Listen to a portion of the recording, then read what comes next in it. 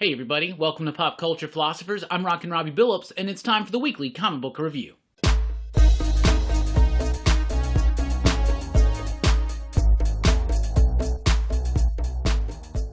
That's right everybody, thanks for checking out the video. I am Rockin Robbie Billups. This is the weekly comic book review. It's the show where I read a lot of comic books, and I'll let you know what I thought about them. Not a lot of comic books today. In fact, no comic books available in print today. Diamond distribution is shut down, comic shops are closed down for the most part. There are no new comics out, except for online. So I checked out Comixology to see what few offerings there were, and they are very few, but I found some really good ones I want to point out, including the pick of the week. This week's pick of the week is Afterlift. Afterlift is an original graphic novel that released today from Comixology Unlimited.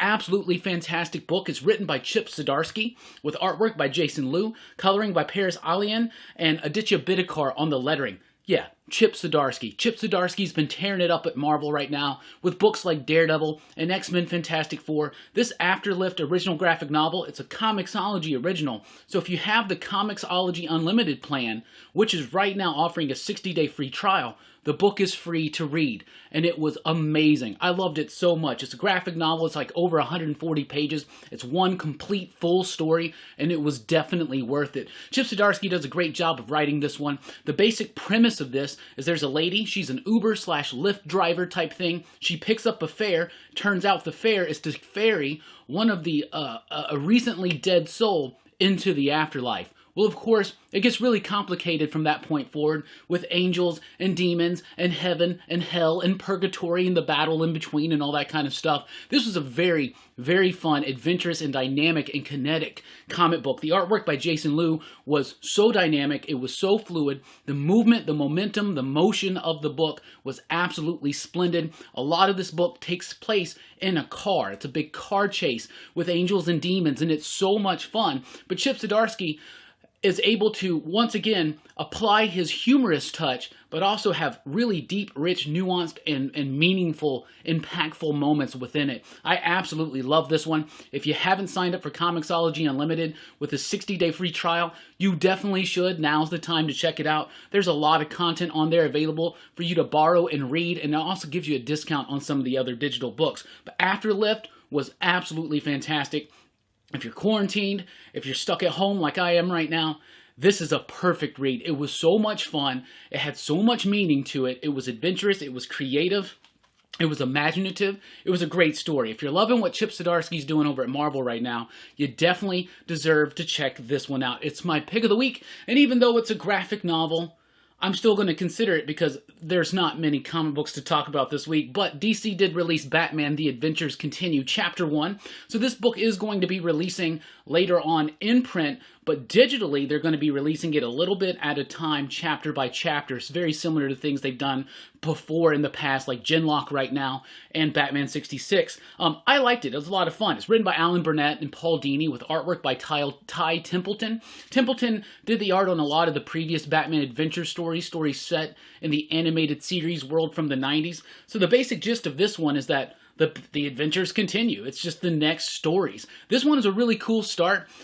It's like Batman versus a robot. There's a little bit of Bane action, some really interesting confrontations in there between Luthor and Bruce Wayne. I really like that. I like the setup to the story. It's light, it's easy, it's fun. It feels right like it just the next episode, basically. But I really did enjoy it. Paul Dini, Alan Burnett, of course, were the writers of the series back in the day, some of the main writers. So it really does kind of scratch that itch. And one of the best things is, you remember Batman the Animated Series, the title cards were some of the best. Well, each issue is going to have a brand new original title card and a great cover by Dave Johnson. So you can either wait for it to come out in print eventually where it's going to be more in one issue, or you can start checking it out right now. It's available for a kind of a low price because you're only getting a chapter at a time. But I really did enjoy it and thought it was pretty solid. There was another one that DC's releasing this way, Teen Titans Go to Camp, issue number 6. Haven't read the previous 5 ones. This one was free, so I figured, why the hell not have something else to read? This one is a silly story. It's Teen Titans Go, right? But they're camping on Apocalypse, and they're telling ghost stories.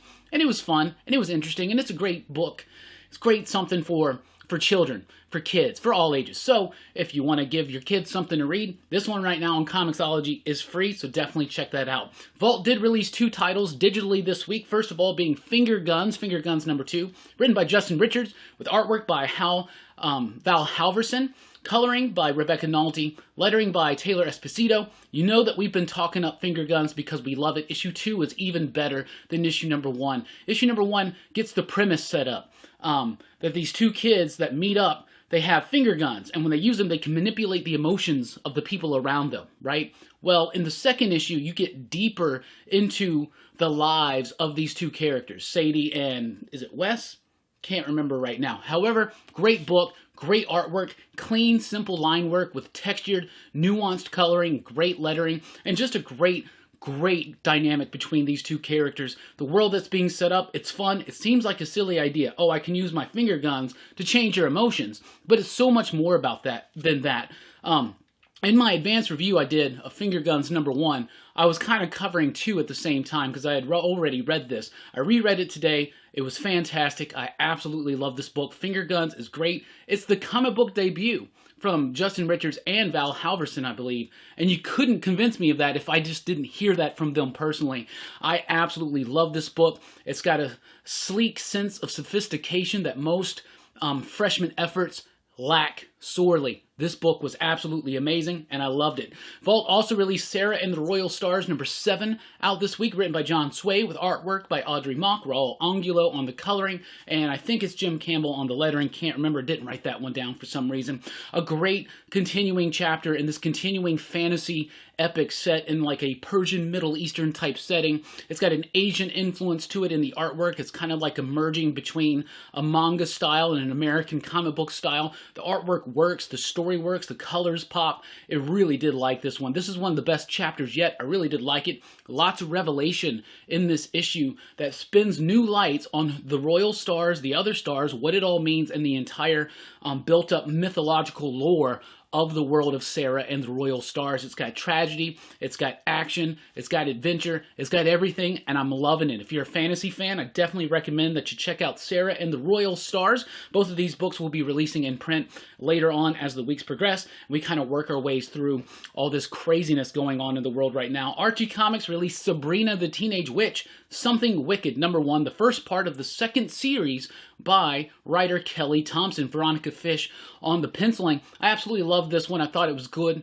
I liked the first series, by the way. If you got Comixology Unlimited, the first series is available for you to borrow and read for free. So if you haven't caught up, you can read that there. I thought that series was okay, but it kind of got bogged down a little bit in some teen drama. This one continues that teen drama, but in a little bit of a more well-handled way. I don't know. It really flowed a lot better. I liked it. I liked the buildup of the story. I liked how it was dealing with the things that were lingering from the previous series and setting up something completely new. Fish and Thompson, when they work together like they have in previous titles like Jim and the Holograms, they really are fire. I loved this book. I thought it was cool. If you're a Sabrina fan, I think you should check it out. Definitely not as dark as the Chilling Adventures of Sabrina, but definitely not as silly as the old school Archie Sabrina series. It's kind of right along in the middle, like a little bit more of an edgier version of the Melissa Joan Hart book or TV series, which I loved, by the way. But really was impressed with this one. Thought it was cool. It'll be available in print later on as well. From Action Lab, there was a new one called Lucifer's Night. This one's written by John Perry, with artwork by Emi Utera. I really like this one too. This was really cool. I totally probably would have skipped over this if it was just a normal comic book week and I was going through the stacks. I probably would have skipped over this, but I'm glad I didn't. It was neat. Yet another story out this week digitally that's about heaven and hell and demons and angels and all kinds of stuff like that, right? So it centers around these kids. And this one kid is plagued by these dreams, and his other friends are kind of keeping a secret from him. The artwork is very fluid, and it's got a great sense of dynamic action to it, and the story just breezes right through. It's a very quick read, but it's very effective. The artwork's pretty cool. I like it. I really liked the story setup. I don't want to explain too much about it because I don't want to spoil it, but basically, this one dude finds out what his friend's been hiding from him, and it's some crazy stuff, and it's got a great bombshell that it drops at the end of that issue. I really did like that one. It's like $1.99 or something, so I picked it up. Definitely something worth checking out. And then there was another one. I don't even know the company this one's from, but it's called INRA, E-N-E-N, Oh, INRA.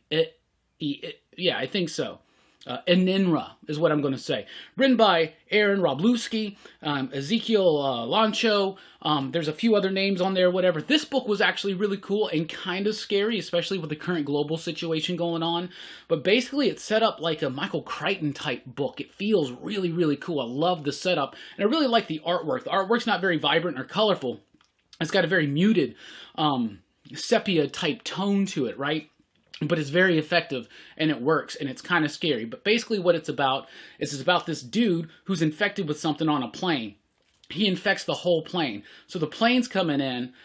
They can't contact the pilots or anybody on the plane. They think there's been like a terrorist takeover. They forcibly land the plane. They're quarantining it, and then they go in to open it up to see what's going on. It's similar to other things that I've read and watched. You know, it's a very easy story that's something that you see kind of often, but the way the book did it, it was really interesting. It kind of delves a little bit into the fear of a pandemic, a little bit into the fear of terrorism, and it wraps it all up in this like mysterious and suspenseful, albeit almost horrific type way. Really did like it. You get to the end of it, and it has a nice turn and twist there, and it totally has me excited to check this out. This is probably something that if it was available in print, I probably wouldn't even had ordered for my shop because it would have been buried far back in previews or something like that. I don't know if this is coming out in print eventually, but it was definitely worth checking it out digitally. I really liked it. So that's what I thought about what I read this week. What are you reading? What are you catching up on? What are you doing during your quarantine and lockdown? If you are hungry and starving for new material to read, like I am, check out Comixology, sign up for Comixology Unlimited, and read Afterlift. Afterlift was absolutely amazing. Chip Zdarsky, Jason Liu. It's a Comixology original, and I absolutely loved it. That was my pick of the week, but Vault released there too, and you know what's going on. Lots of craziness in the world. We're hearing rumblings about things, maybe new distributors, maybe digital copies being sold by comic shops, all that stuff and more. It's all kind of up in the air. We don't know where it's all going to settle, but I do believe that when this all settles and it's all said and done, we're going to be in a strong comic book industry, but a different comic book industry, and I'm very excited to see what the future is going to bring. I loved these books that I read today, so I definitely highly encourage you to check them out if you can. Let me know in the comments down below, though, what are you reading? What have you been doing to pass the time? I'm super excited for new comics to eventually come back in full force. It'll happen. Don't worry. We'll talk about all this stuff and more tonight on a surprise Rockin Robbie Live. That's right. Tonight on the channel, 7 p.m. Central Time, Rockin Robbie Live for a mid-week show. Why? Because we're all quarantined. What else we got to do except for to stay connected and chat and all that kind of jazz? Anyway, I hope to see you tonight for Rockin Robbie Live. That's Wednesday night, April 1st. This is not an April Fool's joke. Anyway, thank you so much for checking out the video. As long as they release any digital comics, we'll keep doing the weekly comic book review. As long as there are comics to review that are new, we're going to keep on keeping on. So thank you so much for checking out the video. I hope you're staying safe and being careful. Please do like, share, and subscribe, and join us over at popculturephilosophers.com for podcasts and a whole lot more. I've been Rockin Robbie Billups. Thanks for rocking with us. Keep on reading.